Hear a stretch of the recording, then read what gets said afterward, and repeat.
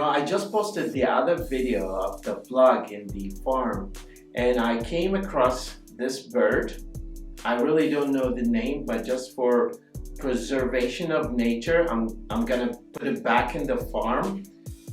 You come across different types of birds around the farm, and for some reason this flew out of the nest of his mother. So probably she's looking for him. So I'm just kidnapping him or her, I don't know, for a few minutes to document the moments here. It's a little bird with long beak. So as you can notice here, I really don't know the name of this bird. If you have an idea about the name, please feel free to drop it in the comments.